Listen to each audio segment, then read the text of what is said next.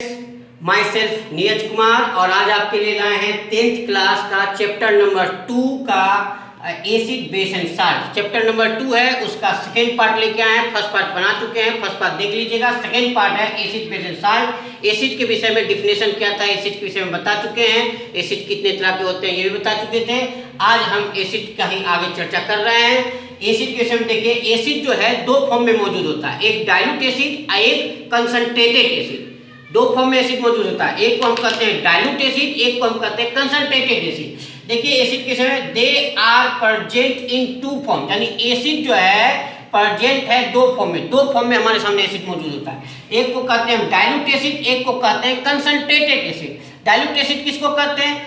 If acid contain more water is called dilute acid. अगर किसी acid में पानी की मात्रा ज्यादा है तो उसको हम क्या कहते हैं? डाइल्यूट एसिड, यानी मोर वाटर अगर है तो उसको डाइल्यूट एसिड कहेंगे।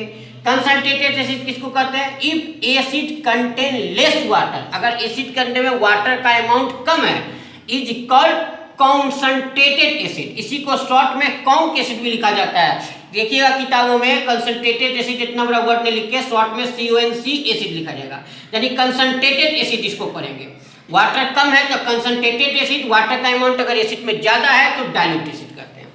अब आता है topic physical properties of acid. Acid का फिजिकल प्रॉपर्टी क्या होता है? देखिए किसी भी सब्सटेंस का फिजिकल प्रॉपर्टी जानना चाहिए पहले कि फिजिकल प्रॉपर्टी होता ही क्या है। देखिए किसी भी सब्सटेंस का, चाहे एसिड हो, बेस हो, साल्ट हो, संसार में कोई भी सब्सटेंस हो, चाहे आपका केमिस्ट्री डिपार्टमेंट का चीज हो, चाहे आपका जनरल लाइफ का चीज हो, पहले फिजिकल प्रॉपर्टी हम समझते हैं होता क्या है। किसी भी सब्सटेंस का जो फिजिकल प्रॉपर्टी होता है वो बाय गॉड गिफ्टेड प्रॉपर्टी होता है, वो उस सब्सटेंस का नेचुरल प्रॉपर्टी होता है। किसी भी सब्सटेंस का जो फिजिकल प्रॉपर्टी होता है वो बाय बर्थ प्राप्त होता है। बाय बर्थ जो प्रॉपर्टी हमको मिलेगा, जो नेचर से मिलेगा, जो गॉड गिफ्टेड प्रॉपर्टी होता है, उसी को हम कहते हैं नेचुरल, उसी को हम कहते हैं physical property of the substance, यानी ये बाय बर्थ प्रॉपर्टी है। जैसे कोई बच्चा स्वभाव में चंचल होता है तो उसको हम क्या कहेंगे? वो उसका चंचलता उसके बाय बर्थ प्राप्त हुआ है। कोई बच्चा इंटेलिजेंट ज्यादा होता है, कोई बच्चा देखिएगा बहुत जल्दी कोई चीज को समझ जाता है, कोई बच्चा वही चीज को समझने में 10 मिनट, 20 मिनट, 1 घंटा लेता है, कोई बच्चा उसी चीज को 5 मिनट में समझ लेता है। अब कहोगे अरे यार मेरा बच्चा 10 मिनट में क्यों समझता है, उसका बच्चा 5 मिनट में क्यों समझता है? आपको समझना पड़ेगा कि वो बच्चे का फिजिकल प्रॉपर्टी है, वो उसको बाय बर्थ मिला है। उसको प्रैक्टिस से थोड़ा आसान बना सकता है, लेकिन जो समझने की क्षमता है उसको बाय बर्थ मिला है। यानी फिजिकल प्रॉपर्टी किसी भी सब्सटेंस का बाय बर्थ मिलता है। जैसे वाटर की हम बात करते हैं, वाटर, प्योर वाटर क्या होता है? टेस्टलेस होता है, ऑर्डरलेस होता है और कलरलेस होता है। तो ये प्रॉपर्टी क्या वाटर में हमने डाला है? वाटर 4 डिग्री सेल्सियस पर मैक्सिमम डेंसिटी शो करता है वाटर का। तो क्या यह प्रॉपर्टी वाटर का, जैसे बॉइलिंग पॉइंट की बात करते हैं 0 डिग्री होता है, सॉरी वाटर का बॉइलिंग पॉइंट 100 डिग्री होता है, मेल्टिंग पॉइंट 0 डिग्री होता है, तो क्या यह प्रॉपर्टी वाटर में हमने डाला है? नहीं, हमने नहीं डाला। यह प्रॉपर्टी वाटर को बाय बर्थ मिला है। तो जो प्रॉपर्टी किसी भी सब्सटेंस को बाय बर्थ मिलता है, या जो प्रॉपर्टी किसी सब्सटेंस को बाय नेचर से प्राप्त होता है, वैसे प्रॉपर्टी को हम कहते हैं physical property of the substance. तो हम फिजिकल प्रॉपर्टी ऑफ एसिड अब समझने जा रहे हैं। फिजिकल प्रॉपर्टी हम समझते हैं, क्लियर हो गया होगा फिजिकल प्रॉपर्टी किसे कहते हैं। अब देखिए फिजिकल प्रॉपर्टी ऑफ एसिड की बात करते हैं। एसिड का फिजिकल प्रॉपर्टी क्या है? सबसे पहला टेस्ट, सावर इन टेस्ट। एसिड स्वाद में क्या होता है? खट्टा होता है, बाय बर्थ मिला है, तो सावर इन टेस्ट, ये फिजिकल प्रॉपर्टी है। फिजिकल स्टेट यानी किस रूप में मौजूद है, सॉलिड है, लिक्विड है, गैस है। फिजिकल स्टेट का मतलब ये होता है। तो देखिए मैक्सिमम एसिड जो होता है वो लिक्विड स्टेट में मौजूद है, लेकिन कुछ एसिड सॉलिड स्टेट में भी पाया जाता है।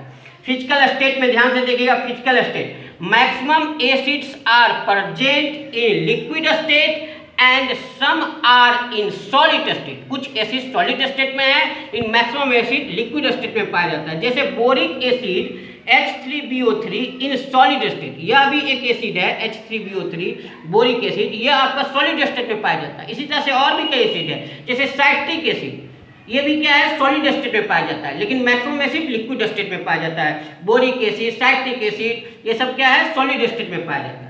अब तीसरा प्रॉपर्टी पे हम चर्चा करते हैं। तीसरा प्रॉपर्टी क्या है? Acid change the colour of indicator. देखिए बहुत महत्वपूर्ण प्रॉपर्टी है भाई। कोई एसिड, अगर हमको कोई नया सब्सटेंस प्राप्त होगा तो वो एसिड है या नहीं है इसका पता कैसे लगाएंगे? टेस्ट करके तो लगाएंगे नहीं पता, क्योंकि मान लो अगर एसिड ना निकला, कोई जहरीला सब्सटेंस हो, कोई पॉइजनस सब्सटेंस हो, तो हम तो दिक्कत में आ जाएंगे, मर जाएंगे। तो टेस्ट करके हम सभी प्रॉपर्टी, सभी सब्सटेंस को नहीं पता लगा सकते। सावरिन टेस्ट ठीक है, सावरिन टेस्ट है स्वाद में, लेकिन हम अगर अनजान सब्सटेंस है तो कैसे टेस्ट करेंगे? इसलिए हम इंडिकेटर का इस्तेमाल करते हैं। किसी भी अनजान सब्सटेंस को केमिस्ट्री डिपार्टमेंट में पता लगाने के लिए उसका पहला हम एग्जामिनेशन किससे करते हैं? इंडिकेटर से करते हैं। तो इंडिकेटर एक प्रकार का सब्सटेंस होता है जो अपने कलर में चेंजिंग लाके उस सब्सटेंस की नेचर का बताता है कि नेचर कैसा है सब्सटेंस का। तो वही बात कर रहा है, acid change the colour of indicator. Acid क्या करता है? किसी सब्सटेंस, एसिड चेंज कर देता है इंडिकेटर के कलर को। कैसे? जैसे अगर ब्लू लिटमस पेपर अगर लीजिएगा और एसिड में डालिएगा तो वह एसिड क्या करेगा? ब्लू लिटमस पेपर को कन्वर्ट कर देगा रेड कलर में। यानी एसिड के अंदर ब्लू लिटमस पेपर कन्वर्ट हो जाता है रेड कलर में। उसी तरह से ये भी इंडिकेटर है मिथाइल ऑरेंज। अगर मिथाइल ऑरेंज इंडिकेटर को अगर आप एसिड सॉल्यूशन में डालिएगा, एसिड के अंदर डालिएगा, तो वो कन्वर्ट कर देगा उसको भी रेड कलर में। इसको याद रख लीजिएगा, ब्लू लिटमस पेपर को एसिड रेड कलर में चेंज करता है और मिथाइल ऑरेंज को भी एसिड क्या करता है? कन्वर्ट कर देता है रेड कलर में। तो इस तरह से एसिड का पहचान हो जाता है। अगर रेड कलर मिल रहा है ब्लू लिटमस पेपर का तो हम समझ जाते हैं एसिड है। चौथा प्रॉपर्टी है acid solution are good conductor of electricity. देखिए क्या है, जब हम एसिड को, एसिड एक्चुअली एसिड में पानी ना मिलाइए। एसिड में पानी मिलाइएगा तो हो सकता है एक्सप्लोसिव हो, क्योंकि एसिड के अंदर पानी मिलाना एक्सप्लोसिव होता है। हम लोग क्या करते हैं? पानी में एसिड डालते हैं, वो भी धीरे धीरे डालते हैं। यही सही तरीका है पानी मिलाने का एसिड के साथ, ठीक है। तो अगर हम एसिड का सॉल्यूशन लें, और यानी सॉल्यूशन का मतलब एसिड को पानी में मिला के लें और उससे होगा करंट इलेक्ट्रिसिटी पास करें, तो करंट इलेक्ट्रिसिटी खूब आराम से पास होने लगता है। यानी एसिड का सॉल्यूशन करंट इलेक्ट्रिसिटी को अपने में से पास करने देता है, आसानी से पास करने देता है। इसका मतलब एसिड सॉल्यूशन गुड कंडक्टर है इलेक्ट्रिसिटी का। एसिड सॉल्यूशन क्या है? गुड कंडक्टर इलेक्ट्रिसिटी का। अब एक्चुअली ऐसा देखिए, यहाँ ध्यान से देखिए, acid solution 4 number property, acid solution are good conductor of electricity. Acid solution क्या है?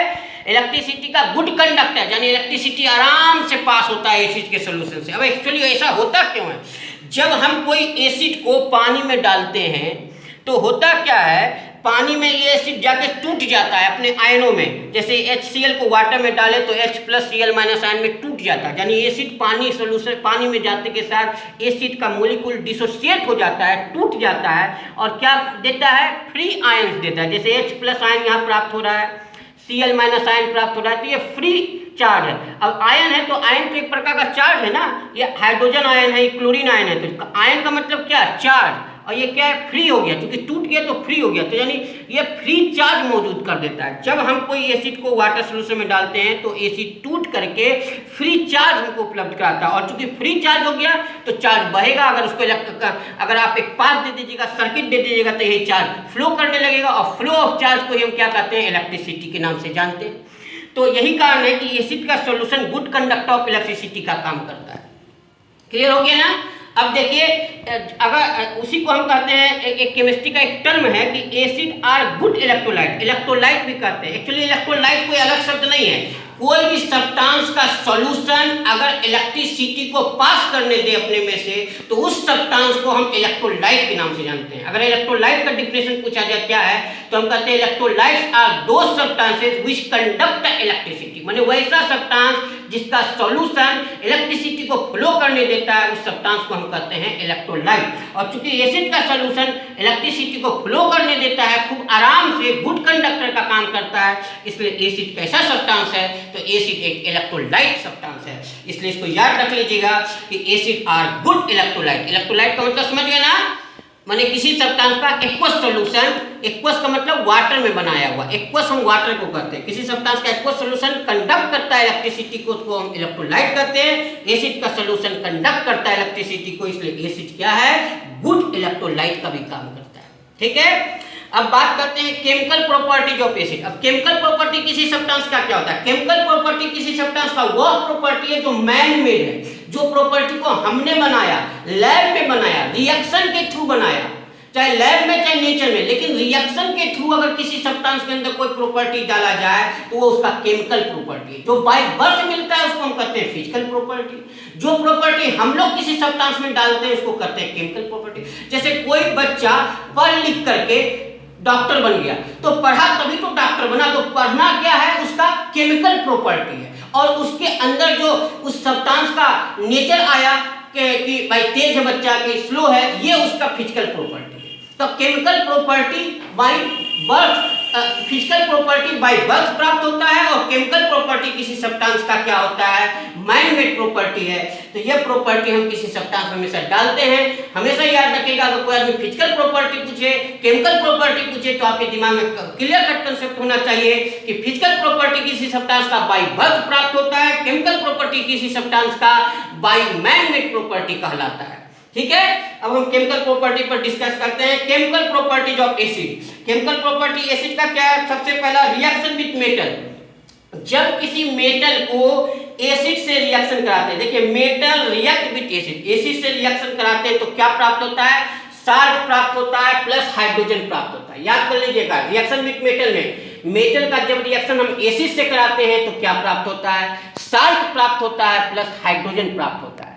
जैसे एग्जांपल देखिए, जिंक को हमने HCl से रिएक्शन कराया, क्या बना, ZnCl2, जिंक क्लोराइड बना, ये एक प्रकार का साल्ट है, और साथ में क्या निकाला, हाइड्रोजन गैस निकाला। तो ये क्लियर हो गया ना, मेटल का एसिड से रिएक्शन करने पर साल्ट बनेगा प्लस हाइड्रोजन गैस निकलता है। यहाँ पर एक बात बड़ा नोट करना है, बहुत इंपॉर्टेंट बात है, इसको ध्यान रखिएगा कि यहाँ पर जो मेटल लीजिएगा, कोई ऐसा नहीं कि सभी मेटल को अगर एसिड से रिएक्शन कराने पर ये साल्ट बनाएगा और हाइड्रोजन गैस निकालेगा, ऐसा नहीं हो सकता है। यहाँ पर कुछ कंडीशन होते हैं, ये कंडीशन को बहुत अच्छे तरीका से दिमाग में सेट कीजिए।